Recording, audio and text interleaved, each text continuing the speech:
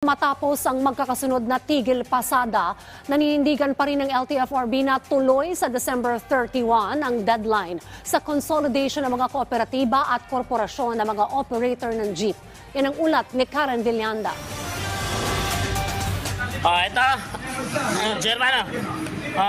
Isa, dalawa. Kuha sa video na ito ang dalawang pakong nakabaon sa gulong ng modern jeep na ito sa Parañaque. Dahilan kaya hindi nakabiyahe ang driver noong nakaraang linggo. Paliwanag niya sa pulisya, nakuha ito sa umuray ikinala tapako sa kalsada ng isang miyembro ng Maribela sa Parañaque habang isinasagawa ang transport strike noong November 23. Ipinagpapasabahala naman ng LTFRB sa pulisya ang pagsasampa ng kasong kriminal sa lalaking kanilang nahuli. Sa kanyang dalang pagkakakilanlan, may ID rin ito ng Maribela. Pero mariin naman itong itinanggi ni Marval Buena, ang presidente ng grupo. Aniya hindi ito magagawa ng kanyang mga miyembro, pero pakiusap ng LTFRB.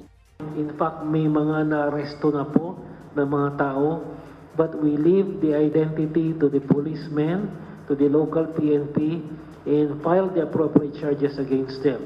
Ang pakiusap lang po sana namin, doon sa mga gustong mag-strike, hayaan pong maghanap buhay yung mga hindi sumasama sa inyo because the law will run after you and I will assure you, hindi lang po yung prangkisa nyo ang mawawala, pati po kayo makukulong sa ginagawa ninyo. Samantala, nagbigay rin ng show cause order ang LTFRB sa grupo ng Piston na sorpresang nagkasa ng tigil pasada sa Angeles, Pampanga kahapon. Over and above your freedom of expression is sublimated yung freedom mo rin naman o yung responsibilidad mo sa publiko na paglingkuran sila at ihatid sila kung saan sila papunta. Remember, walang pumuwersa sa iyo na kumuha ng franchise. Sa kabila naman ng pagtutol sa PUV modernization, nanindigan ng LTFRB na tuloy ang December 31 deadline sa consolidation o pagsali sa kooperatiba at korporasyon ng mga operator ng jeep. Ang mga makasusunod rito ay otomatikong mapapalawig ang prangkisa sa taong 2024, mapa-modern o traditional jeep ang gamit. Samantala ngayon pa lang, inihahanda na ng Land Transportation Office ang kanilang mga testing centers dahil istrikto nang ipatutupad ang roadworthiness ng mga pampublikong transportasyon sa susunod na taon.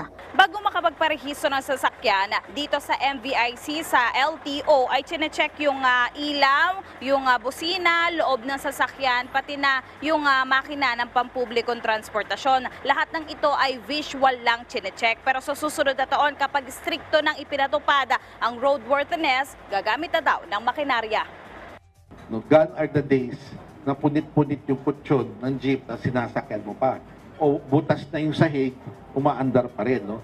O yung mga perennial maritune namin na reklamo, yung mga busina na akala mo sila lang ang busina sa mundo.